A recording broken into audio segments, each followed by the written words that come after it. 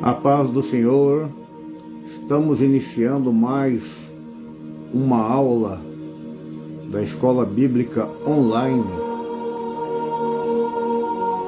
Lição de número 10 do quarto trimestre de 2025. Esta lição que nós estamos quase para findar ela.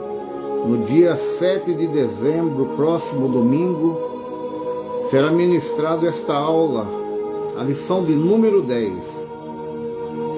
Espírito, o âmago da vida humana, ou seja, o centro, a essência ou o ponto mais profundo da vida humana, que é o nosso espírito, que é o âmago, é a nossa essência da nossa existência. Esse é o tema da lição que nós vamos estudar no dia de hoje, e será ministrada ela no próximo domingo, no dia 7 de dezembro. O texto áureo diz assim: peso da palavra do Senhor sobre Israel. Fala o Senhor, o que estende o céu, e que funda a terra, e que forma o espírito do homem dentro dele. Esse é o Deus que nós conhecemos. Foi Ele que formou o espírito dentro do homem. O homem foi formado do pó da terra, e Deus sopra o espírito da vida, e junto com ele vem a alma, o fôlego de vida. O homem, aquele boneco, ele se torna alma vivente.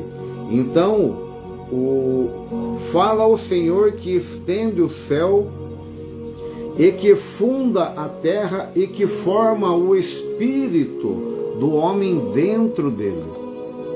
Então, o espírito que há dentro de nós foi o próprio Deus que formou. Foi o próprio Deus que formou. Porém, esse espírito com E minúsculo, que é o espírito do homem, ele passa por um processo que depende de mim e de você. São os desejos, são as vontades. Isso através do espírito. É o nosso âmago, é o profundo da existência humana, é o mais profundo da existência humana. A verdade prática, ela diz assim: uma vez livre, nossa alma recebe vida espiritual e dirige nosso corpo para adorar e servir o Criador. Então, o espírito, o âmago da vida. Esse espírito foi o próprio Deus que criou e introduziu dentro do ser humano. A verdade prática, ela diz assim: uma vez livre, a alma recebe vida espiritual. Uma vez livre a alma, então a alma pode ser aprisionada nos desejos da carne, nas vontades que desagradam a Deus. A alma ela fica aprisionada a essa condição. Mas aqui a palavra está dizendo que uma vez ela livre, ela recebe vida espiritual e dirige o nosso corpo a adorar e servir o Criador. Então, o nosso corpo, ele vai servir ao Criador, vai servir ao nosso Deus, vai adorar ao nosso Deus, se a nossa alma ela estiver livre. Se a nossa alma estiver presa aos pecados, aos desejos carnais, aleluia, nós não vamos servir a Deus, nós não vamos adorar a Ele, porque estamos aprisionados numa condição pecaminosa. A palavra de Deus, ela diz que não pode de uma fonte, aleluia, jorrar água doce e água salgada, ou seja, salobra. Ou desta fonte jorra água boa ou jorra água má. Aleluia.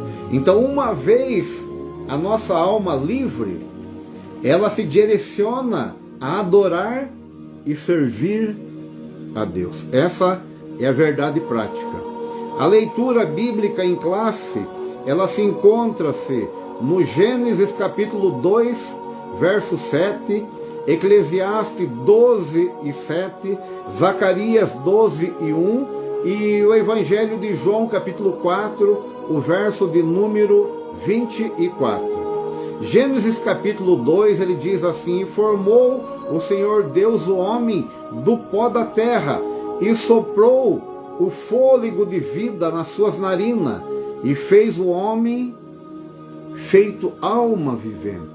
Então aquele boneco conjecturando, aquela criação da Trindade ali, ela não tinha vida. Era um ser inanimado, não tinha vida. Foi criado ali, do pó da terra. Porém, quando Deus ele sopra nas narinas o fôlego de vida, aquela criatura inanimada que não tinha vida, ele se torna alma vivente. Eclesiastes 12, 7 diz assim: e o pó volte à terra, ou seja, quando encerra o ciclo da nossa vida, quando termina a nossa vida aqui na terra, como já é de conhecimento nosso que muitos já se foram, a morte já consumiu muitas pessoas. Então essas condições que Eclesiastes 12, 7 está dizendo, e o pó volte à terra, ou seja, aquele homem que somos nós que fomos formados do pó da terra, essa estrutura nossa, que é o pó, ela volta à terra. Então, e o pó volta à terra como era, ou seja, a sua origem. E o Espírito, esse aí não. Esse aí volta a Deus que o deu. Porque Deus nos deu o Espírito. Deus nos deu a vida. Então, esse Espírito, ele volta a Deus. Então, a terra fica com o que é dela, que é o pó, e o céu, onde Deus está, que é Deus, recebe de volta aquilo que Ele nos deu, que é o Espírito. Zacarias capítulo 12, verso 1 diz assim: peso da palavra do Senhor sobre Israel. Fala ao Senhor que estende o céu, e que funda a terra, e que forma o espírito do homem dentro dele. Então foi Deus que formou o espírito que está na minha vida, foi Deus que formou o espírito que está na tua vida. Aleluia. Então, que forma o espírito que está dentro dele, ou seja, formou esse espírito com o sopro nas narinas que ele deu. O Evangelho de João, capítulo 4, verso 24, diz assim: Deus é Espírito, e importa que os adorem em espírito e em verdade. Então, adoração a esse Deus, esta adoração que diz, na verdade prática, uma alma livre, uma vez livre, nossa alma recebe vida espiritual e dirige os nossos corpos a adorar e servir a Deus. A liberdade da nossa alma, ela nos leva a adorar e servir a Deus. É isso que está dizendo em João 4, 24. Deus é Espírito, e importa que nós adoremos Ele em Espírito. Ou seja, só adora em Espírito a alma que estiver liberta. A alma que não está liberta não adora em Espírito. Então a liberdade faz a alma adorar e servir a Deus. Importa que adorem, e adorem em espírito e em verdade. Aleluia. Esta é a leitura bíblica em classe. A introdução da nossa lição diz assim: já estudamos a respeito do corpo e da alma. Nesta lição estudaremos acerca do espírito. Veremos como nos foi comunicado pelo Criador. Trataremos da sua divisão em relação à alma, sua importância para a nossa comunhão com Deus em santificação e adoração. Olha o que diz a introdução: trataremos de sua divisão em relação à alma. Ou seja, no sopro de vida que Deus nos deu, veio um pacote, ou seja, a alma e o espírito, ou o espírito e a alma, veio nesse sopro de vida que Deus nos deu, veio o espírito e a alma. Porém, tanto o espírito como a alma são dois elementos distintos. Eles não são iguais, não trabalham iguais.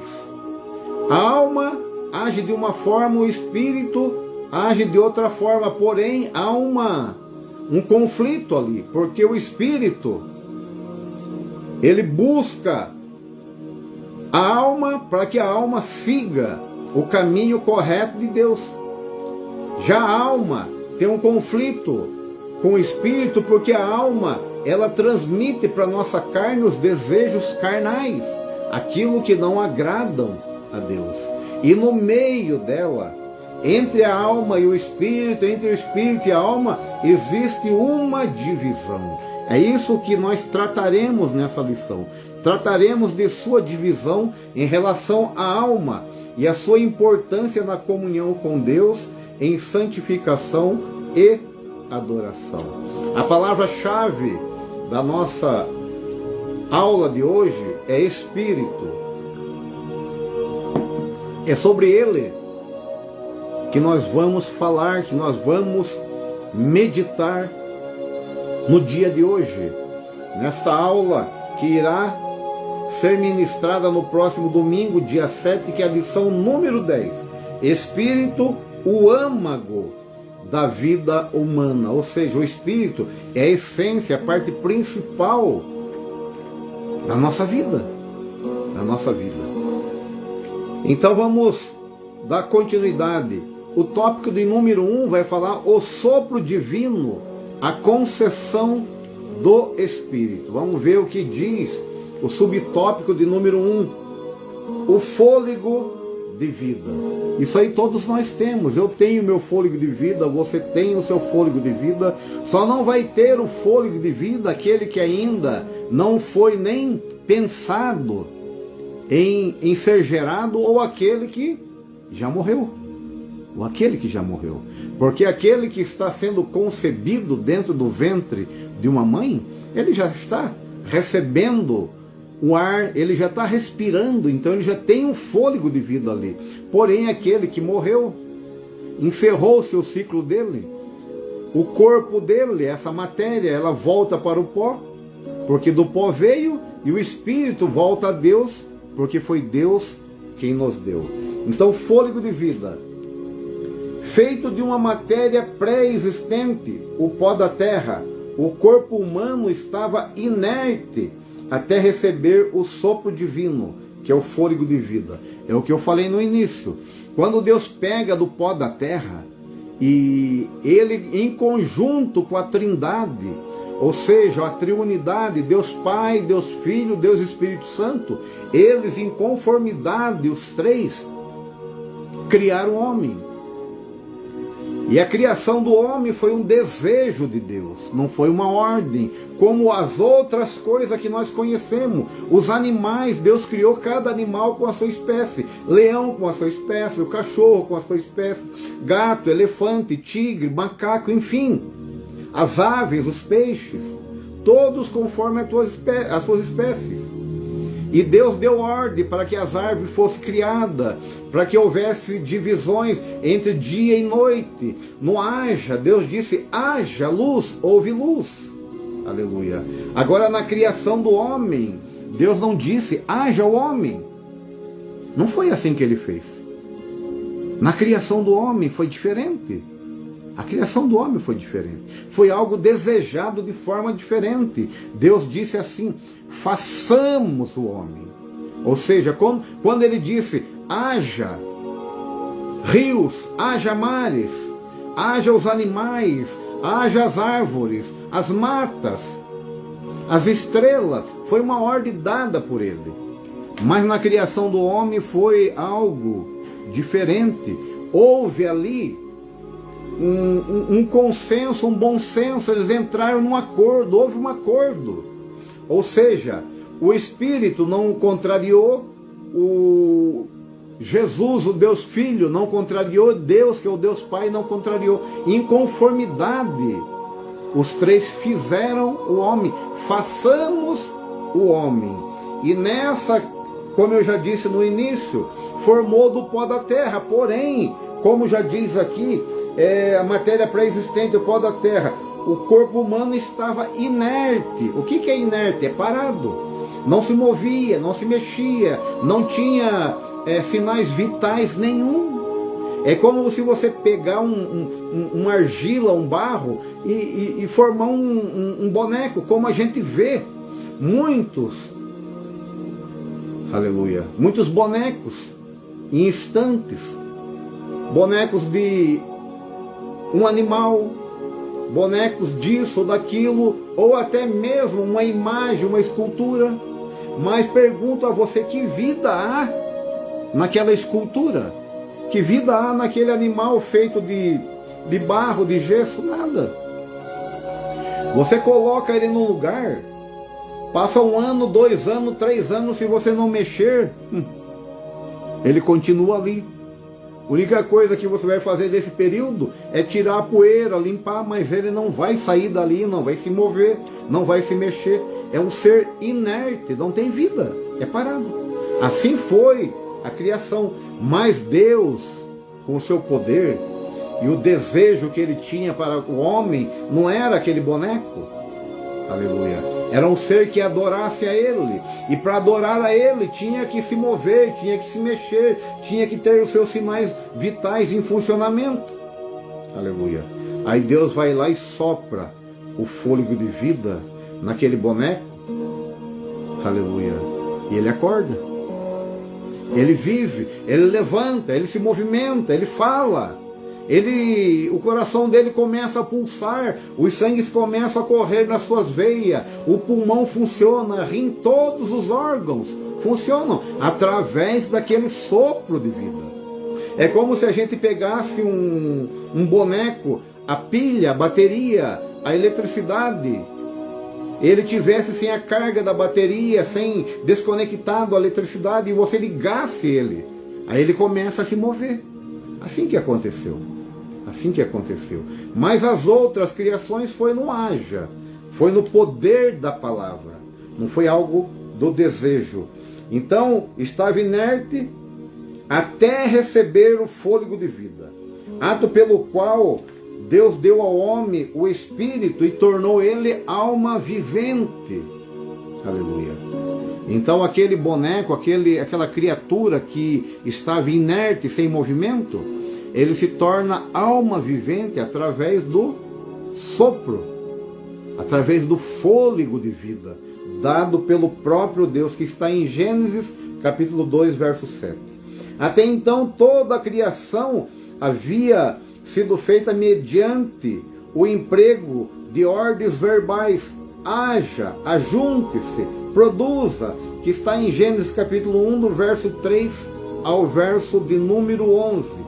O homem, contudo, recebeu vida por uma comunicação especial, o elemento espiritual soprado por Deus. A matéria, ou seja, quando fala matéria, é o pó da terra, aquele boneco de barro.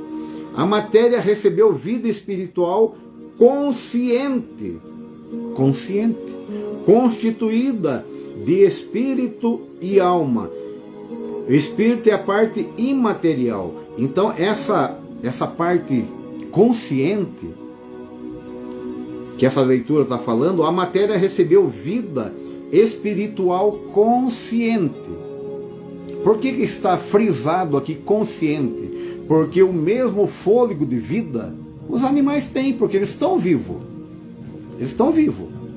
Se eles estão vivos é porque eles têm o fôlego de vida, mas não é um fôlego de vida consciente. Então o animal, ele não projeta algo, ele não planeja algo. Pode ele criar alguma emboscada para um alimento, mas ele não tem... É diferente do homem. É diferente do homem. A consciência do homem, o homem ele usa essa consciência tanto para o lado bom como para o lado ruim, para o bem ou para o mal. Aleluia. Então o animal ele tem instinto, é diferente, um instinto de caça. Mas você não vê um animal plantando para colher. Você não vê um animal preocupado com se vai chover ou não para ele colher, preparar a terra. Isso é coisa para o homem.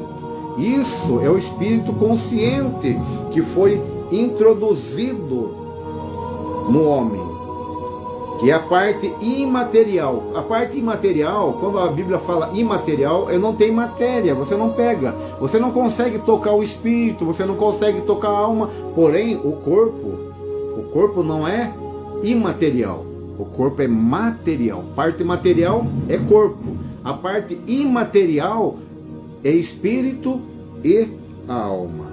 O espírito é a parte imaterial, através da qual estabelecemos comunhão com Deus, com o Criador.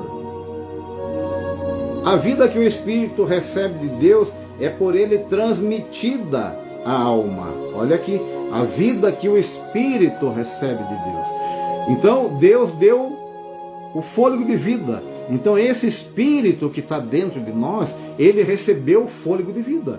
E esse Espírito tem comunicação com Deus. E existe uma briga, existe um combate entre o Espírito e a carne, Espírito e a alma. Porque quem tem o contato, a comunhão com o Criador, quem estabelece essa comunhão com o Criador, é o Espírito e Deus. Espírito e Deus. E o Espírito transmite à alma aquilo que é de melhor. A alma tem que transmitir para esse corpo. A esse corpo vai desejar, vai querer, vai almejar. Você nesse momento pode estar almejando, querendo, desejando. É a sua alma trabalhando. A sua alma trabalhando. Agora, se o querer, o desejar que você está tendo nesse momento, se for algo agradável a Deus, é porque a comunhão do Espírito com Deus e a transmissão para a alma estão na mesma sintonia. Estão na mesma sintonia. A vida que o Espírito recebe de Deus é por ele transmitida à alma. Essa, por sua vez, expressa por meio do corpo, que eu falei, né? Que é o corpo que vai ter a reação, né? Portanto, o Espírito é o âmago, a parte mais profunda e íntima do ser humano, entranhado com a alma e inseparável dela. Então, o Espírito, ele está unido com a alma. Estão entranhados os dois. Porém, são dois elementos distintos. E mesmo entranhado existe uma divisão entre a alma e o Espírito. Porque se não houvesse uma divisão, se fossem todos iguais, poderia ser um nome só desse elemento. Ou Espírito ou alma. Se são dois, é porque existe uma diferença entre um e outro. Então o Espírito é o que se comunica com Deus, a alma é o que transmite uma comunicação ao corpo. Então, por mais que você pense, almeje, deseje, mas se ainda está na sua mente e você não praticou, é porque a sua alma não transmitiu aquela informação ao corpo. É uma coisa um pouco meio que complicado de se entender, mas o corpo ele vai receber uns sinais, um alerta da sua alma. E ela vai te motivar a ir em tal lugar, fazer isso, fazer aquilo. Mas no momento que está só maquinando na cabeça, é porque a alma não transmitiu ao corpo. Então toda a reação do corpo é a alma trabalhando. E toda a reação da alma é informação que ela colhe do Espírito, que ela pode aceitar ou não aceitar. Agindo correto, ela acatou tudo de bom do Espírito e transmitiu ao corpo. Mas caso contrário, se ela não acatar, ela transmite tudo errado e complicado. Então, o subtópico de número 1 é o fôlego de vida. O fôlego de vida é o sopro divino que foi soprado nas narinas do primeiro homem que foi dado o nome de Adão. Do pó da terra ele veio, formado do pó da terra. Só teve vida após o sopro, era algo inanimado. Depois do sopro de vida, tornou-se alma vivente, que está em Gênesis 2:7. A vida, ela é responsável pelas funções do nosso organismo. Esse sopro de vida, como eu disse já, aquela criatura ela estava no estado inerte, parado, sem as suas funções vitais funcionando. Então a vida, esse sopro de vida, é o responsável pelas funções do nosso organismo. Um corpo morto sem um órgão perde suas funções. Um corpo morto, ele vai perder as suas funções. Porém, um corpo vivo, os seus órgãos estão funcionando. E nós temos que ter um cuidado especial com a nossa vida, com esse fôlego de vida que nos foi dado. Como você tem cuidado da sua vida? Como você tem cuidado deste fôlego de vida que Deus te deu, que Deus me deu? Mateus 6:25 diz assim: por isso vos digo, não andei ansiosos quanto à vossa vida, pelo que haveis de comer ou pelo que haveis de beber, nem quanto ao vosso corpo, pelo que haveis de vestir. Se você parou um pouco e entendeu o que está dito aqui no versículo 25 de Mateus capítulo 6, diz assim: não andeis ansiosos quanto à vossa vida, no quesito comer, beber, quanto ao nosso corpo, se eu estou gordo, se eu estou magro, se eu estou barrigudo, se eu não estou, não se preocupe com isso. Nem pelo que haveis de vestir. Não estou dizendo, a Bíblia não está dizendo, Deus nem Jesus está dizendo para nós, seja relaxado. Não. Cuide-se. Se puder andar bem vestido, ande bem vestido. Se puder se alimentar bem, se alimente bem. Se puder comer do melhor, coma. Cuide-se, sim. Mas nós temos que entender uma coisa. Existe algo chamado prioridade. Mateus 6:33, que é para frente dessa que eu já li, vai dizer assim: mas buscai primeiro o reino de Deus. Então a prioridade é o reino de Deus. E as demais coisas vos serão acrescentadas. Comida, bebida, vestimento, moradia, condições. Primeiramente o reino de Deus, primeiramente Deus, porque tudo vem dele. Tudo vem de Deus para a nossa vida.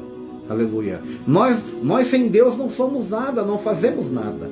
Então esse verso está dizendo assim: por isso vos digo, não andeis ansiosos quanto à vossa vida, pelo que haveis de comer, pelo que haveis de beber, nem quanto ao vosso corpo, pelo que haveis de vestir. Olhe como ele termina: não é a vida mais do que mantimento e o corpo mais do que o vestuário? Às vezes você se preocupa em mostrar uma roupa bonita, porém o seu corpo está doente. Você cuida da sua aparência, mas o seu corpo físico está doente. Então você se preocupa mais com o que você vai comer e esquece da sua vida. A prioridade nossa é a nossa vida. Aleluia. O que uma pessoa acamada, doente faz? Nada. Cuide-se, mas priorize o reino de Deus, dê prioridade a Deus, porque a vida, ela é mais do que qualquer coisa.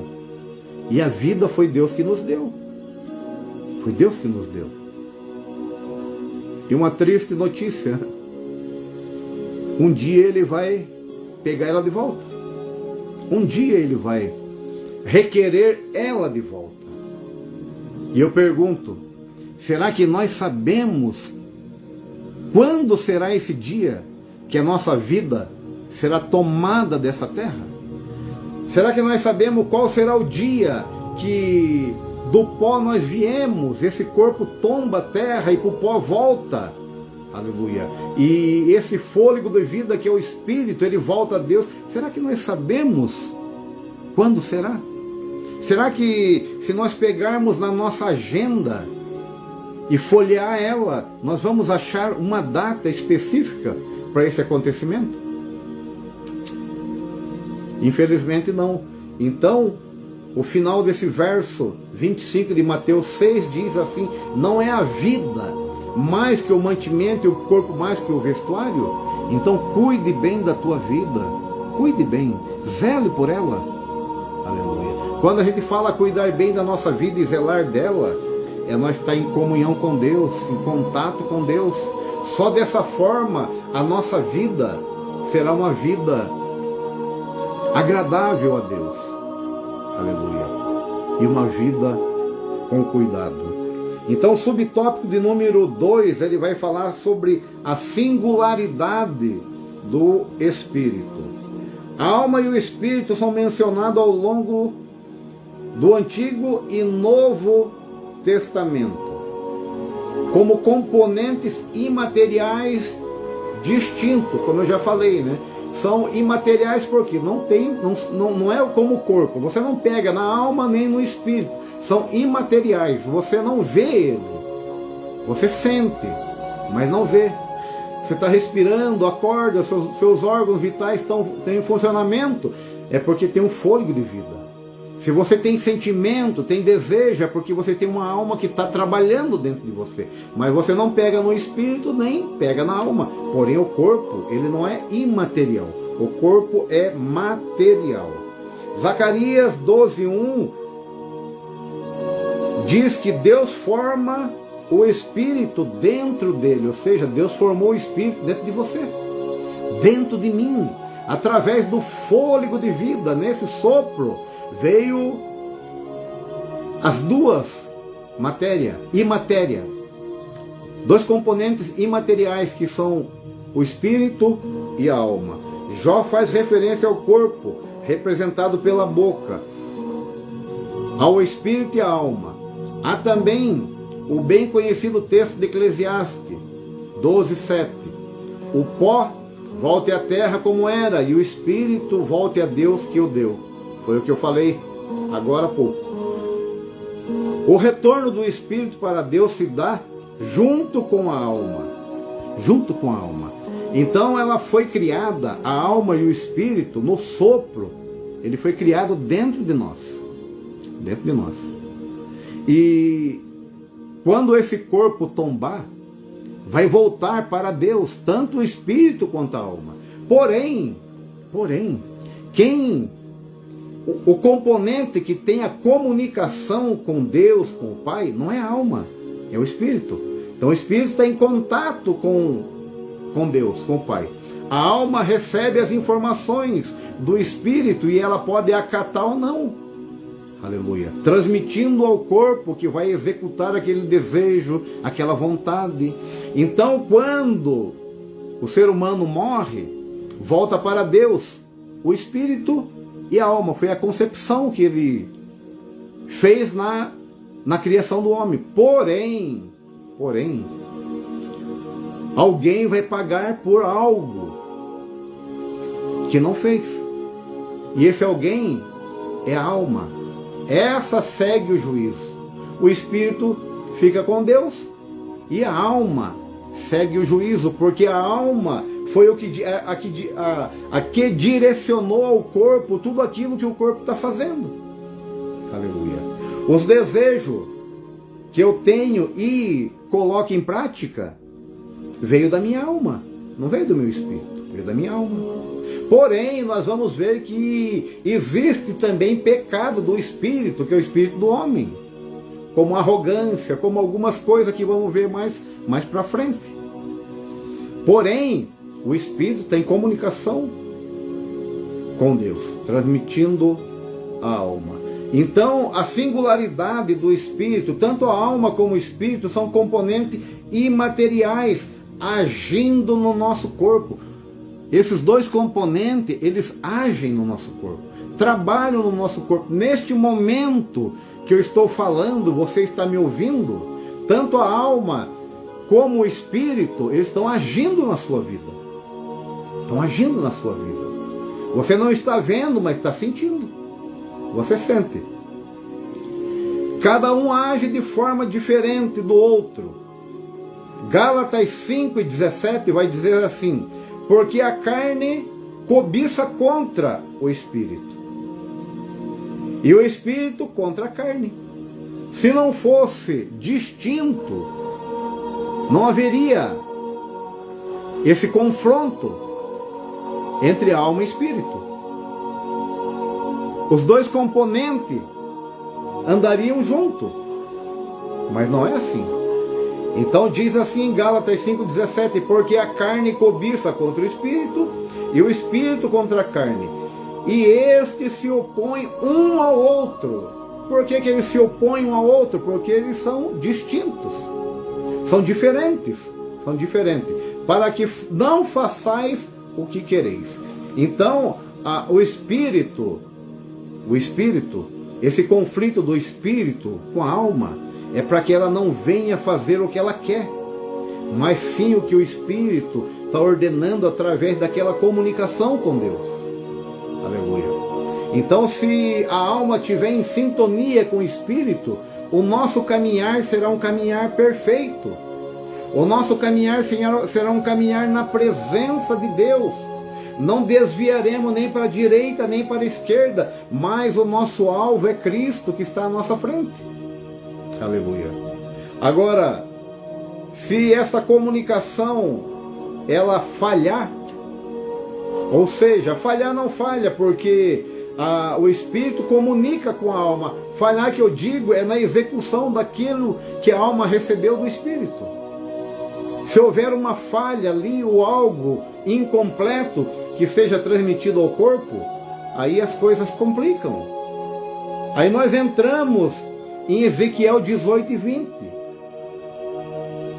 Ezequiel 18:20, que vai dizer assim: a alma que pecar, não está dizendo o espírito aqui, está dizendo a alma que pecar, essa morrerá. O filho não levará a iniquidade do pai, nem o pai levará a iniquidade do filho. A justiça do justo ficará sobre ele. Sobre ele. Você tem uma alma aí. Eu tenho uma alma aqui. A alma que você tem não é minha, é sua. A alma que eu tenho aqui não é sua, ela é minha. Então esta alma que está dentro de nós, ela vai seguir o juízo. E Ezequiel está dizendo que a alma que pecar, esta morrerá. Porque o pecado faz separação entre o homem e Deus. Isaías 59:2: por causa das vossas iniquidades, dos vossos pecados, dos vossos erros, há uma separação entre vós e Deus. Não é Deus que separa de nós, somos nós que nos separamos dele. Aleluia. Porque ele é santo, e importa que nós adoremos ele em espírito e em verdade. Aleluia. E só adora em espírito e em verdade aquele que tiver em condições para fazer isso. Aquele que tiver em condições para fazer isso. Por isso que o texto da ceia, 1 Coríntios capítulo 11, ele vai falar no verso 28, examine-se, pois, o homem a si mesmo. Ou seja, examine a sua alma, não examine a minha. Examine você mesmo. Aleluia. Então, a justiça do justo ficará sobre ele, e a impiedade do ímpio cairá sobre ele. Aleluia. Então é muito sério isso aí. Muito sério. Agora Romanos capítulo 8, verso 14 também diz assim: porque todos os que são guiados pelo Espírito de Deus, aleluia, o Espírito de Deus está aí, falando no seu coração neste momento. O Espírito de Deus está aqui, falando ao meu coração neste mesmo momento. E esse mesmo Espírito de Deus, ele está no Japão, nos Estados Unidos, na África, na Ásia.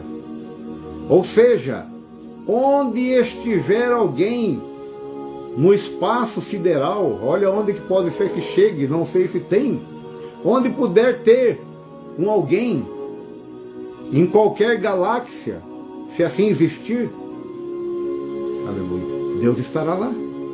Então Deus está em todos os lugares, no mesmo momento. Então, porque todos que são guiados, então Ele está falando ao meu coração, está falando ao seu coração. E se você for guiado pelo Espírito de Deus, olha a condição que você terá. Porque todos os que são guiados pelo Espírito de Deus, esses são filhos de Deus. Esses são filhos de Deus. Aleluia. Essa expressão filho de Deus, muitos usam ela. Eu sou filho de Deus. Queira Deus que você seja mesmo filho de Deus. Porque se você tiver incluído nesse verso 14 de Romanos 8, é verídico que você é filho de Deus. Porque todos que são guiados pelo Espírito de Deus, esses são filhos de Deus. Agora, não vou dizer que são poucos ou muitos filhos de Deus. Mas uma coisa eu tenho certeza, criatura de Deus são muitos. Milhares e milhares, criaturas de Deus. Agora não cabe a mim dizer sobre ser filhos de Deus se são poucos ou são muitos. Mas cada um de nós podemos ter conhecimento daquilo que fazemos, para saber se estamos enquadrados ou não nessa frase, filhos de Deus. Aleluia. O subtópico de número 3 diz assim: a tênue divisão. Essa agora vai falar sobre a divisão entre o espírito e a alma, entre a alma e o espírito. No Novo Testamento, em 1 Tessalonicenses 5, 23, Hebreus 4 e 12, destacam em relação à distinção entre a alma e o espírito, pois os mencionam expressamente, sem qualquer aparência sinonímica. O segundo texto refere-se à tênue divisão entre os dois componentes imateriais e é acessada sobrenaturalmente. Nada consegue acessar essa divisão entre a alma e o espírito. Nada material, nada natural. Não existe medicina mais avançada no mundo que consiga dividir a alma, entrar na divisão entre a alma e o espírito. Não existe. A gente pode até saber de alguns casos, ouvir alguns casos, mas não existe. Não existe.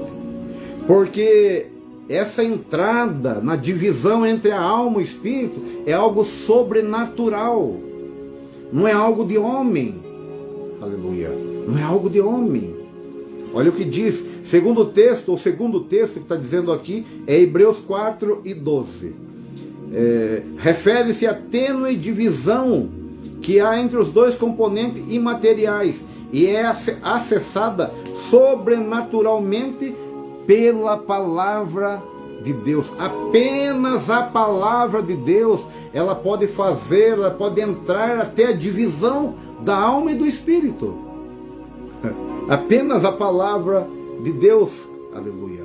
A palavra de Deus é viva e eficaz, mais penetrante que espada de dois gumes, e penetra até a divisão da alma, do espírito, das juntas e medula, e é apta a discernir pensamentos e intenções.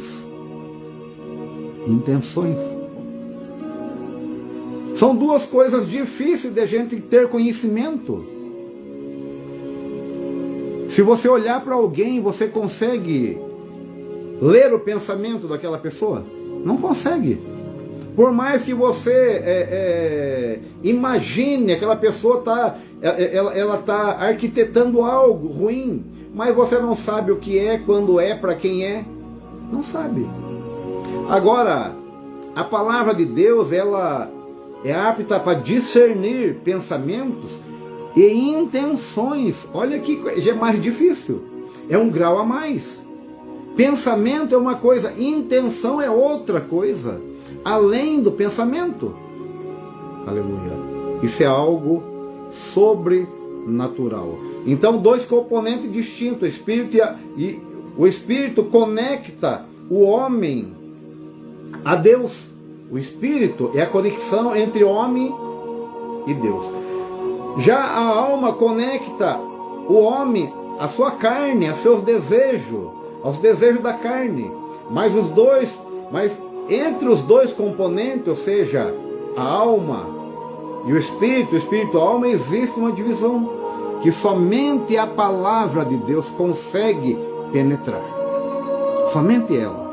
Então essa é a tênue divisão que existe entre espírito e alma, coisa que homem nenhum tem poder nem capacidade para entrar lá. Aleluia. Mas o Deus que nos formou, o Deus que nos conhece antes de nascermos, antes de sermos formados no ventre da nossa mãe, esse Deus conhece. Já sabia quem era José Ricardo Pastor. Aleluia. Já sabia quem era você que está assistindo. Apenas Ele, com a palavra, com o poder da palavra, Ele pode adentrar, aleluia, até a divisão da alma. Aleluia. O tópico de número 2 vai falar sobre o Espírito, pecado e santificação. Aqui que nós vamos falar que existe um pecado do Espírito. Mas vamos fazer a leitura. Esse Espírito é o Espírito com E minúsculo, que é o meu Espírito e o seu. É o seu. É o que trabalha na nossa vida. Pecado do Espírito. Existem pecados do corpo, como a prostituição, e da alma, como os maus pensamentos. Mas também existem pecados do Espírito, como orgulho, soberba, vanglória, arrogância, inveja. Estes costumam ser piores pecados. Estes costumam ser os piores pecados do corpo, sutis e às vezes ocultos.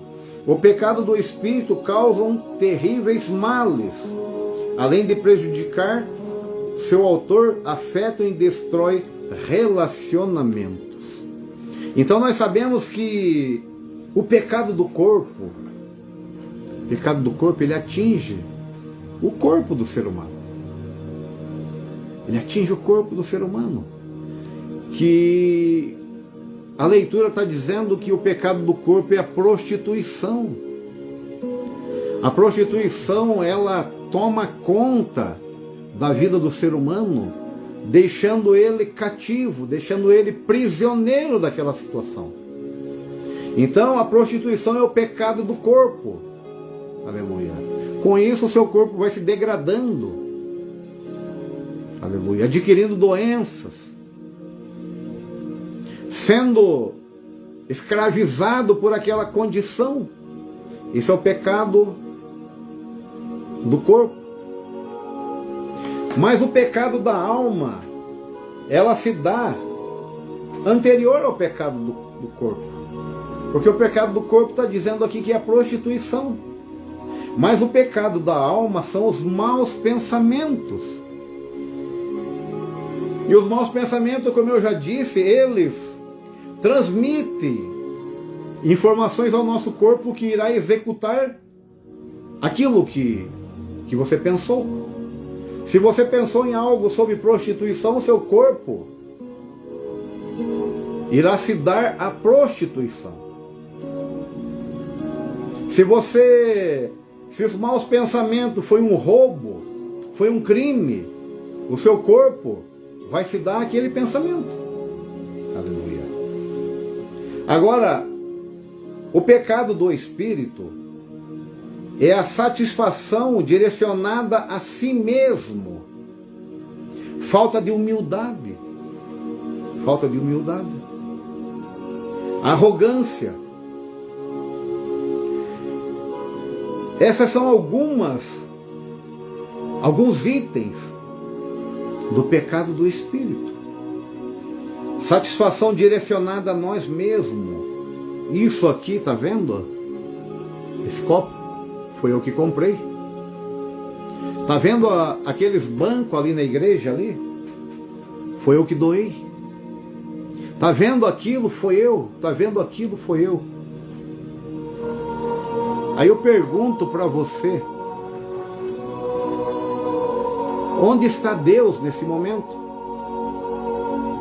Se tudo foi você, se tudo foi eu, esse é o pecado do espírito. Direciona tudo a Ele e esquece que Ele não é nada sem Deus. Esse é o pecado do espírito. Mateus 23:12 diz assim: e o que a si mesmo exaltar, aleluia, o que será que acontecerá com ele? O que a si mesmo se exaltar, o pecado do espírito é satisfação direcionada a si mesmo, a exaltação de si mesmo.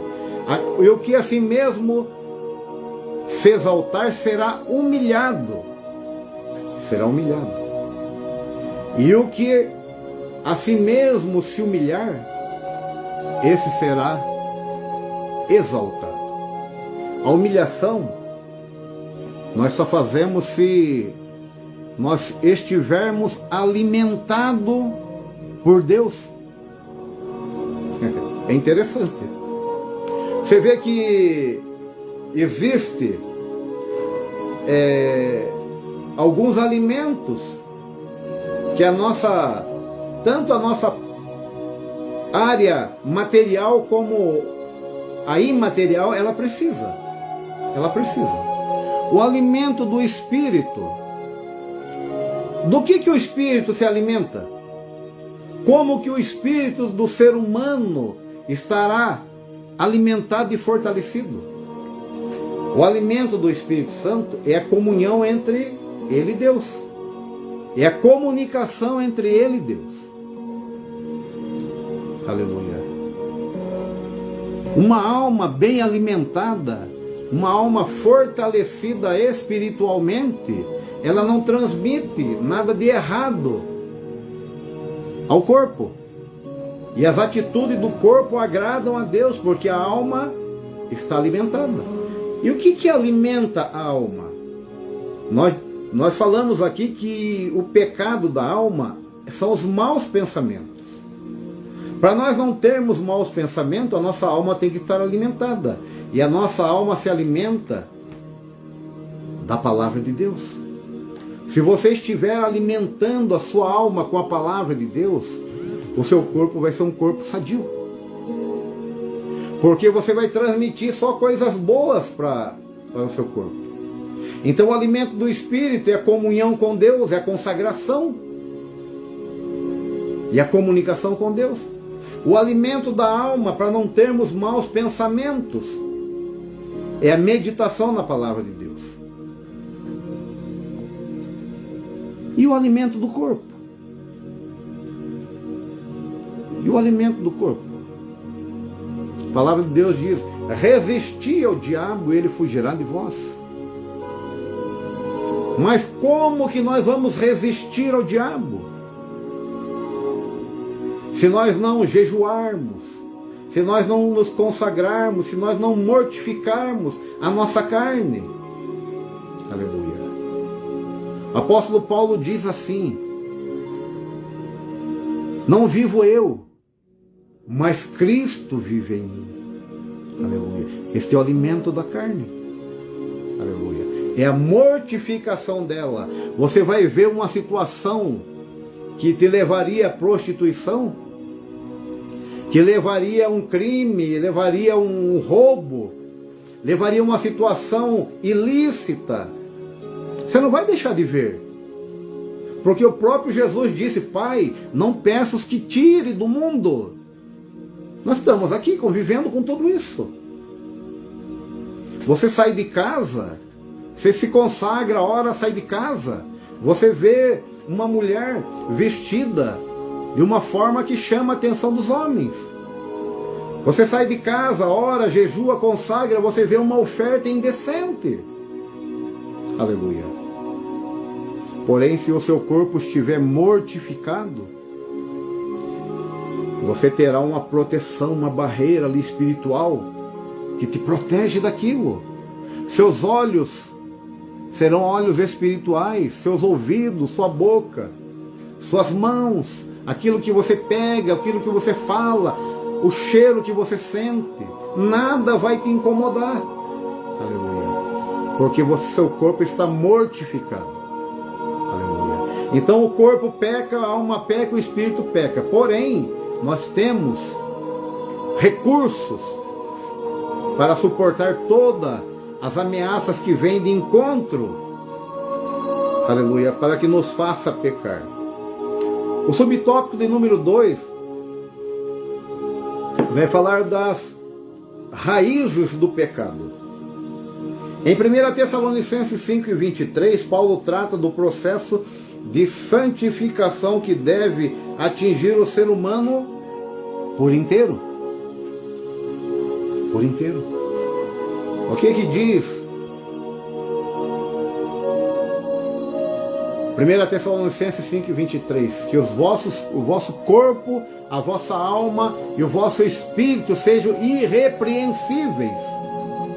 Ou seja, que não sofram repreensão. Para não sofrer repreensão, tem que andar de acordo com a palavra. Aleluia.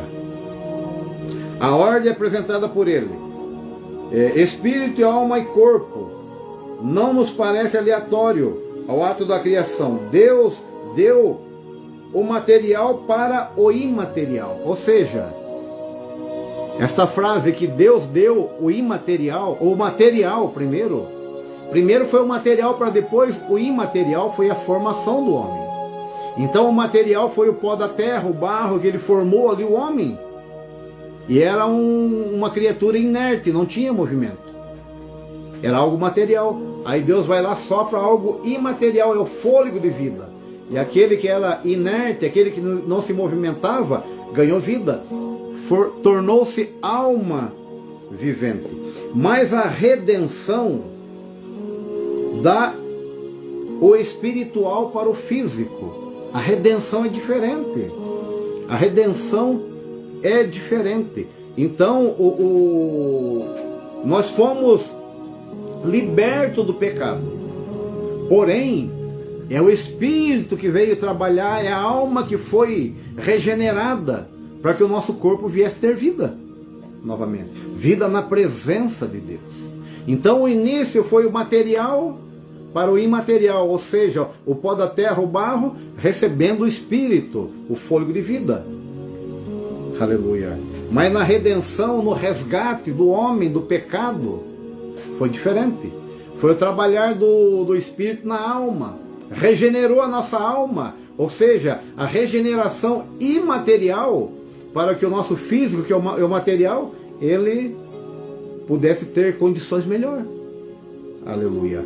Então a raiz do pecado, o nosso coração é a sede de todo o nosso sentimento. Todo o nosso sentimento, ele começa na nossa mente e desce no coração. Desce no coração. Olha o que diz Efésios 4:26. Diz assim: irai-vos.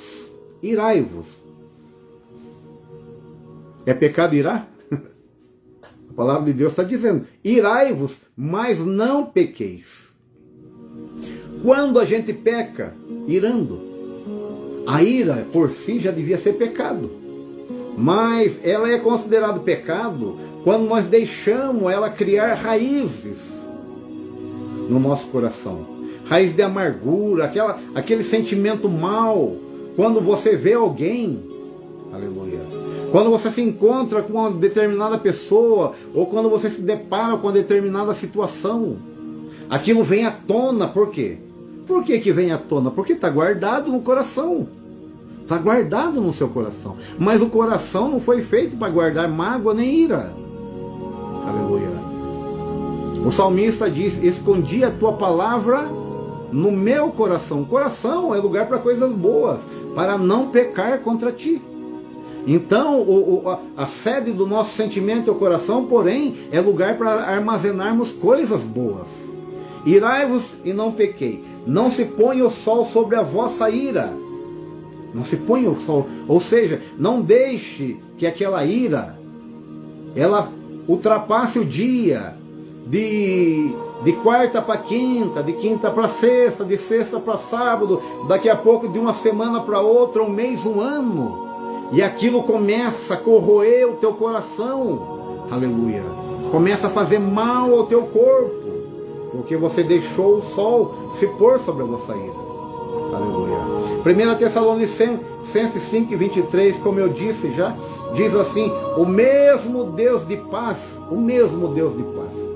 vos santifique em tudo, e todo o vosso espírito, alma e corpo sejam plenamente conservados irrepreensíveis para a vinda do nosso Senhor Jesus Cristo.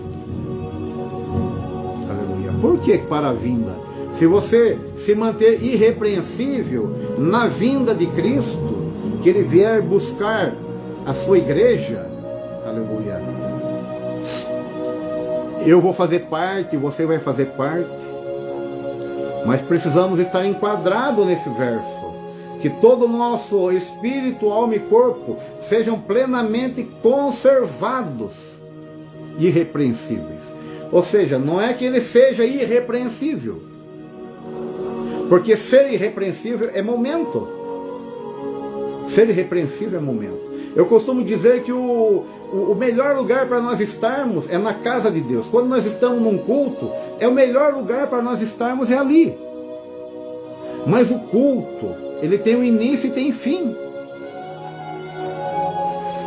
No término, por mais que você fique mais uma meia hora, 40 minutos lá dentro conversando com alguém, daqui a pouco alguém vai pedir para você se ausentar que precisa fechar a igreja. E você sai daquele recinto, daquele ambiente e se depara com o mundo. Aleluia. Então, esse verso está dizendo que sejam plenamente conservados. Uma coisa conservada, ela não dura um momento. Ela dura anos e anos e anos, conservado. Se você não conservar, ela perde o valor. Aleluia. Então, permanecendo plenamente conservados, ou seja, é algo diariamente, todo dia, todo momento, é uma conservação diária. Aleluia. A conservação de ontem valeu para ontem, hoje não terminou, tem que manter conservado. Ou seja, eu tenho que estar alimentando a minha alma, eu tenho que estar alimentando o meu espírito, eu tenho que estar alimentando o meu corpo. Isso são diariamente. Aleluia. Diariamente. Para que nós nos mantemos conservados e irrepreensíveis. A criação se deu do material, como já falei, do pó da terra. Mas a redenção, a libertação, se dá do imaterial, que é o espírito, para o material, que é o físico. Romanos, capítulo 12, verso 2, ele diz assim: não sejais conformado com este mundo, mas sede transformado pela renovação do vosso entendimento, para que experimentei qual seja a boa, agradável e perfeita vontade de Deus. Aleluia. A raiz do pecado, ela é combatida com a renovação do nosso entendimento, com a renovação do nosso pensamento.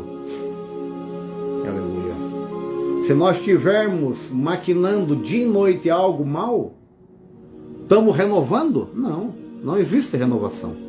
Renovação é nós pegar algo e transformar ele em melhor. Vai renovando, vai melhorando, vai melhorando. Aleluia. Então é isso que nos fará eliminar essas raízes do pecado, porque elas vão entrar dentro do coração. Irai-vos, mas não pequei, não se deixe o sol se pôr sobre a sua ira. O tópico de número 3 diz assim: vencendo o pecado. A força do pecado arraigada em nosso espírito somente é vencida quando deixamos de confiar em nós mesmos e dependemos inteiramente da graça de Deus e seu poder salvador e santificador. Então, vencer o pecado não é difícil. Vencer o pecado não é difícil. Porém, nós vemos que o pecado do espírito foi falado que é sobre a satisfação direcionada a si mesmo. A si mesmo. Então, sou eu que fiz, eu que faço. Aleluia. E para nós vencermos o pecado, nós temos que abandonar essa prática do eu. Nós temos que abandonar essa prática do eu. Não sou eu. Não sou eu. Tudo aquilo que de bem eu faço, tudo aquilo que de ajuda eu levo a alguém, não sou eu, porque o homem por si só ele é mau. Aleluia. Essa natureza caída é má. Aleluia. Por mais que ela tente fazer o bem, a natureza caída, ela faz esperando algo em troca. Aleluia. Porém, a natureza regenerada, a natureza restaurada é diferente. Ela não faz nada em troca. Ela não se dirige a si mesmo como sendo ela a responsável por isso ou aquilo. Aleluia. Porque ela é dominada, ela é direcionada por Deus. Tudo nela é atribuído a Deus. Aleluia. Então, para vencer o pecado, nós temos que usar a confiança. A confiança é fundamental para a nossa vitória sobre o pecado. A confiança.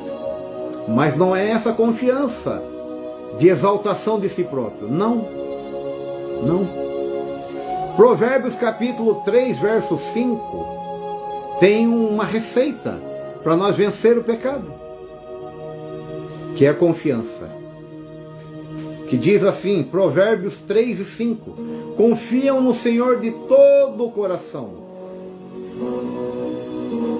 e não te estribes no seu próprio entendimento. Ou seja, não se apegue no seu entendimento, conhecimento. Aleluia. Mas confie no Senhor de todo o coração. Entregue a Ele. Aleluia. A palavra de Deus diz no Salmo 37, entrega teu caminho ao Senhor, confia nele e Ele tudo fará. Aleluia. Quando a palavra de Deus ela fala tudo, eu pergunto para você, o que sobra? Sobra alguma coisa? Não sobra nada. Não sobra nada. Entrega o teu caminho ao Senhor, confia nele e Ele tudo fará. Tudo. É tudo. Não fará uma parte. Não fará metade. Não fará 10%. Fará tudo. Tudo. Agora precisamos entender esse tudo. Esse tudo. Porque o Deus que nós servimos é Deus de milagre. Deus de milagre. Existe uma condição que é minha ou sua. Existe uma condição que é minha ou sua. É a história do peixe. É tão bom a gente receber o peixe. Mas e receber uma varinha para pescar? Aleluia. O peixe é o milagre. Isso é o que Deus faz.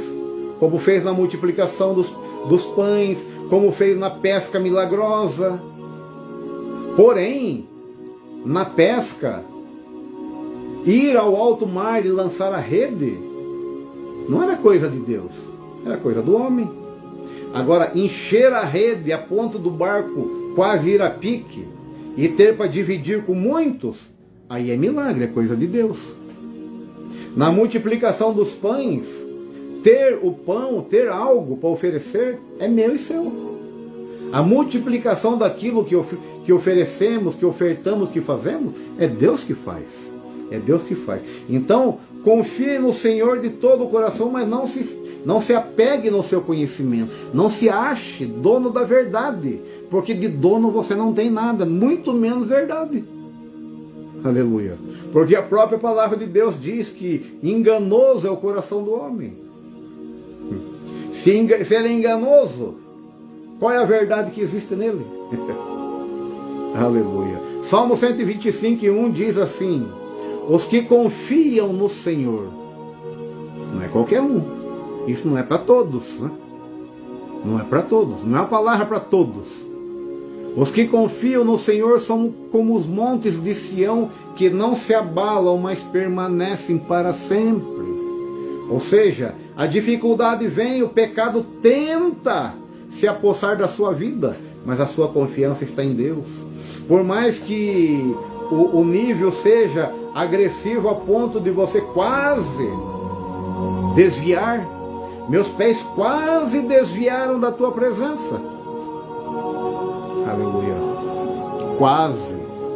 Mas Deus vai lá e nos toma com mão firme e forte e nos coloca no caminhar novamente. Aqueles que confiam. Então, para vencer o pecado, precisa ter uma confiança no Deus que nós servimos. Porque é Ele que nos fortalece. O tópico de número 3, que é o último tópico dessa lição de número 10, é regeneração e adoração. Novo nascimento. A vitória sobre o pecado começa necessariamente com a experiência espiritual do novo nascimento. Ato divino operado em nosso interior que nos outorga um espírito regenerado. Isso era incompreensível para Nicodemos e seu padrão religioso, assim como era para os que desejam mostrar aparência de piedade sem terem experimentado o sobrenatural processo da regeneração.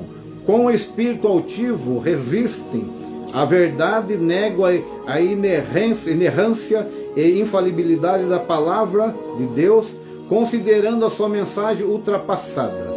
Então, esse é o novo nascimento, a regeneração e adoração. O novo nascimento significa a libertação do pecado. E essa libertação do pecado, para gerar o novo nascimento, ela tem que se dar, não é apenas na nossa alma, não é apenas no nosso corpo, não é apenas no espírito, mas no conjunto, espírito, alma e corpo. Então, o novo nascimento,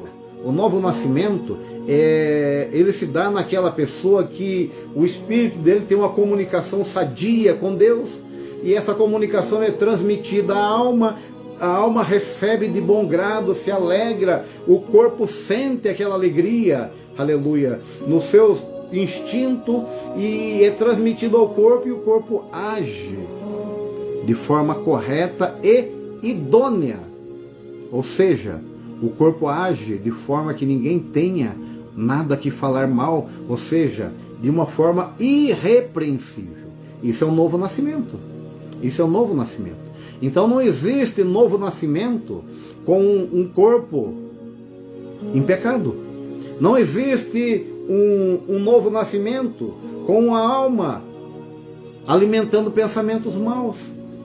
Não existe um novo nascimento com o espírito do homem sendo arrogante, não sendo humilde. Aleluia. Jesus mesmo disse: aprendei de mim que sou manso e humilde de coração. Aleluia. A humildade é algo do nosso espírito. Algo do nosso espírito. Então o novo homem, para um novo nascimento, então vai haver um novo homem. Um novo homem. Então existe o velho homem. O velho homem é a natureza caída. A natureza pecaminosa, aquele que não aceitou uma regeneração ainda, não teve contato com essa regeneração, com essa água que purifica, com a palavra viva, que é a palavra de Deus. Então o novo homem, eu já disse esse verso, Gálatas 2:20, o novo homem ele está enquadrado nesse verso: já estou crucificado com Cristo, e vivo, não mais eu, mas Cristo vive em mim. E a vida que agora vivo na carne, vivo pela fé. Não vou pecar.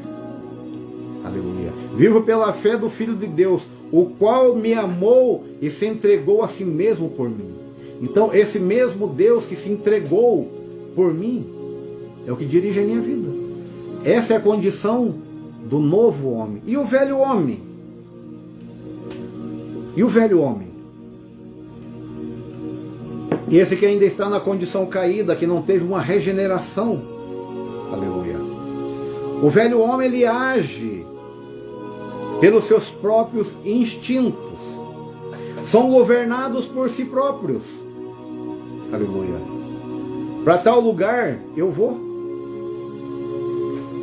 Se alguém tentar me impedir com palavras, eu vou dizer assim: a vida é minha. A direção que eu tomo cabe a mim. Quem governa a minha vida sou eu. Ele age pelos seus próprios instintos, esse é o velho homem. Provérbio 29:1 diz assim: o homem que muitas vezes repreendido endurece a cerviz, aquele que recebe uma repreensão, um conselho e não acata, de repente será destruído, sem que haja remédio. Não dará tempo para nada. Então, o homem que muitas vezes repreendido endurece a cerviz, endurece o seu coração, não dá atenção àquilo, de repente será destruído sem que haja remédio. Talvez você possa lembrar de alguém. E eu sei, eu conheço pessoas, conheci pessoas. Eu conheci um amigo que ele era diácono de uma certa denominação e ele se afastou do caminho do Senhor, abandonou. Aleluia. E num acidente de moto teve a sua vida ceifada. Não estou dizendo que esta pessoa não recebeu a salvação, porque eu não sei qual foi a condição dela nos últimos momentos de vida. Não sei. Mas o que eu sei é que nesse momento são momentos que, se a nossa comunhão ela falhar com Deus ali, nós perdemos a salvação e ganhamos a perdição. Então é muito sério, muito sério. Regeneração e adoração, o novo nascimento. Então, o novo nascimento é a libertação do pecado, é a libertação do pecado, ou seja, uma libertação do espírito, da alma e o corpo, ou seja, orgulho, soberba, maus pensamentos, prostituição, orgulho e soberba do espírito, maus pensamentos da alma, a prostituição da carne.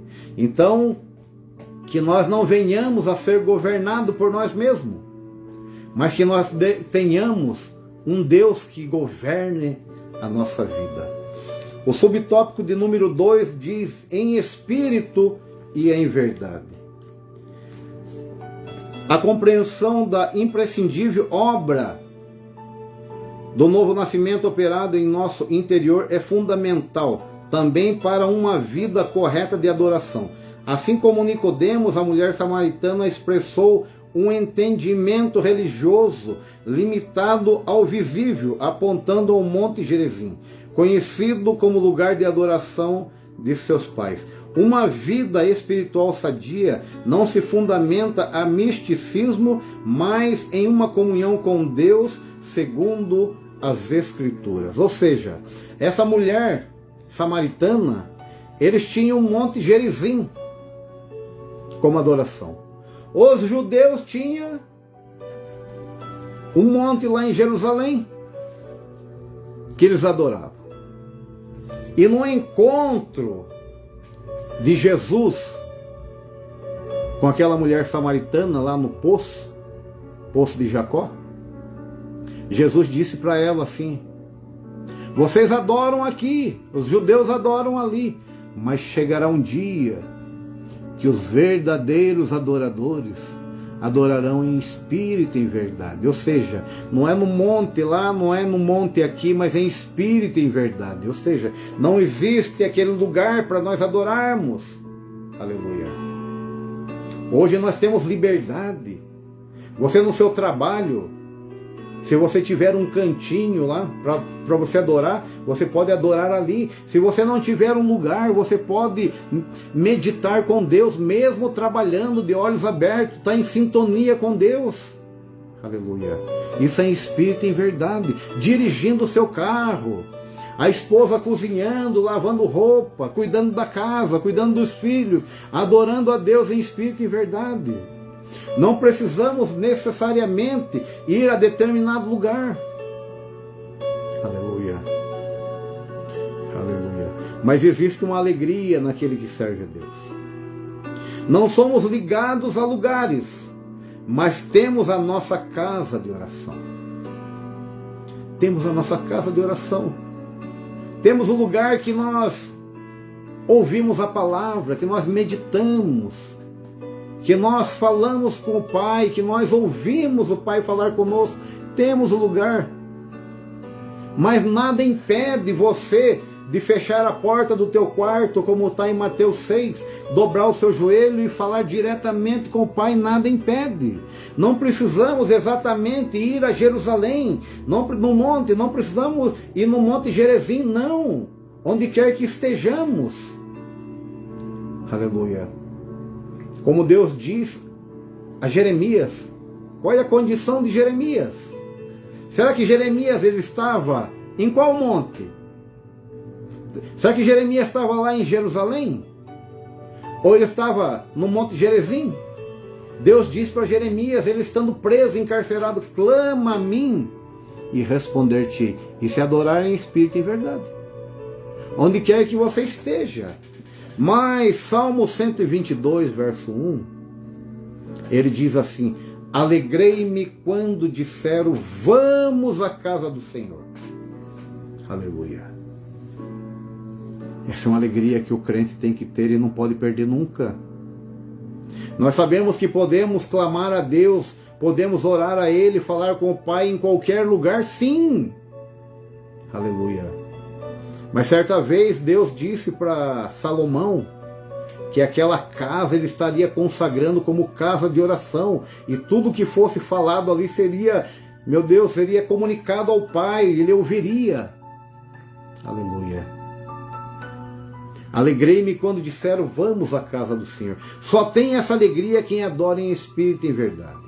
E o Senhor conhece quem adora em espírito e em verdade. Aleluia. A nossa igreja, ela tem dias que está abarrotada de pessoas. Tem dias que diminui bastante. Os cultos no meio de semana, isso é normal em todos os lugares. Mas final de semana, sábado, domingo, ou um feriado, tende-se a ter mais gente. Mas será que todos aquela multidão que estão ali adoram em espírito e em verdade? Não posso garantir. Eu sei que muitos vão ali, mas se todos adoram em espírito e verdade, não posso garantir. Mas o Salmo 139, ele diz que o Senhor, ele sonda os nossos corações.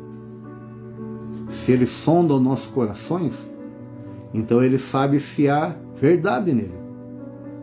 Quando você está adorando, Deus ele sabe se ali é da boca para fora, se foi uma emoção momentânea ou se é uma adoração em espírito e em verdade.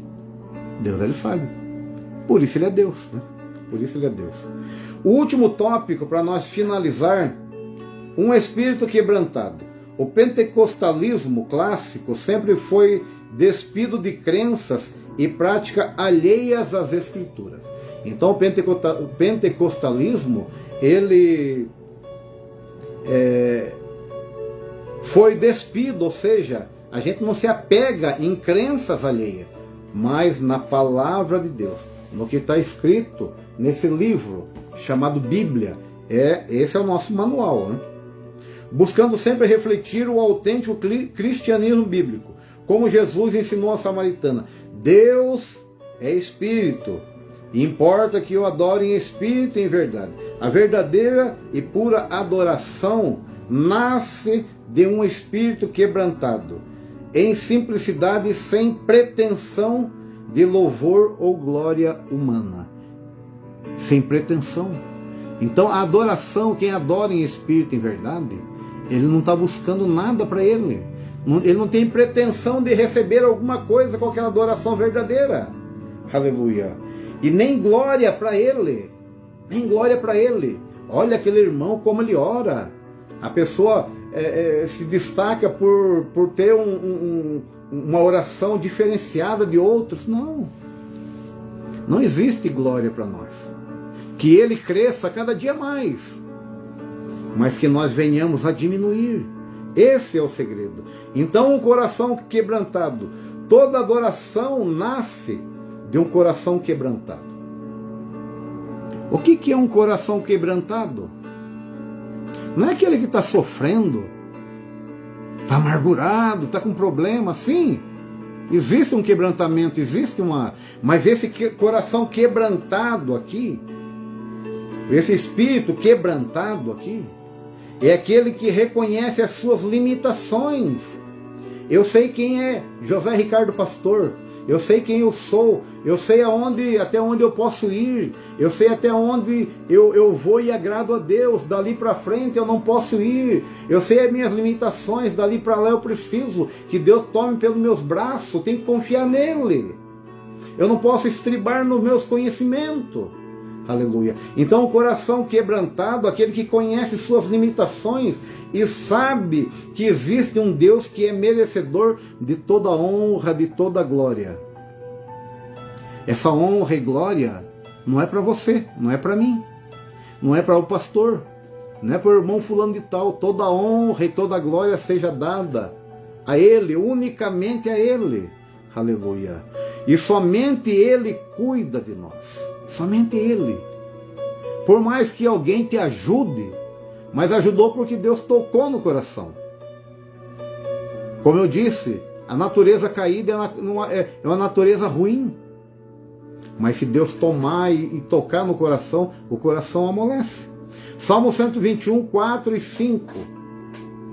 Para nós finalizarmos essa aula de número 10. Salmo 121, verso 4 e 5 diz: Eis que não tosquenejará, nem dormirá o guarda de Israel. O Senhor é quem te guarda, o Senhor é a tua sombra e a tua direita. Então, um coração quebrantado, um espírito quebrantado, um espírito que reconhece as suas limitações, um espírito que conhece a grandeza de Deus, um espírito que direciona tudo o que acontece de bem na sua vida, ele direciona a Deus.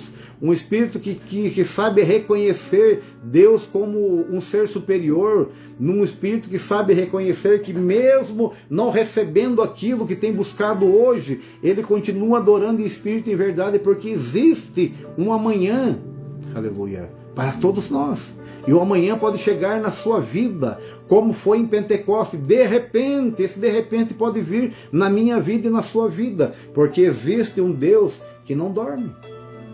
Existe um Deus que nos guarda. Aleluia. Eis que não tosquenejará, nem dormirá o guarda de Israel. O Senhor é quem te guarda, o Senhor é a tua sombra e a tua direita.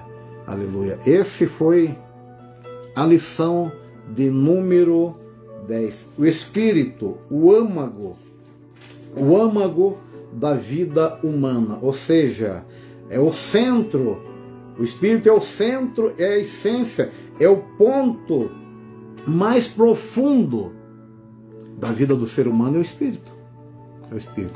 É isso que nós falamos no dia de hoje, a lição de número 10, que será ministrada no dia 7 de dezembro. A conclusão, para nós finalizarmos, ela diz assim: o âmago da vida humana, o espírito que foi dado por Deus para que mantenhamos comunhão com Ele.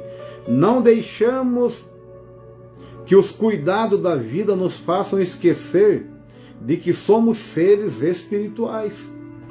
Não deixamos que os cuidados da vida, que as preocupações da vida, nos façam esquecer que somos seres espirituais. Desfrutar da presença divina fortalece o espírito, alegra a alma e nos enche de vigor para enfrentar os desafios cotidianos da jornada ao céu.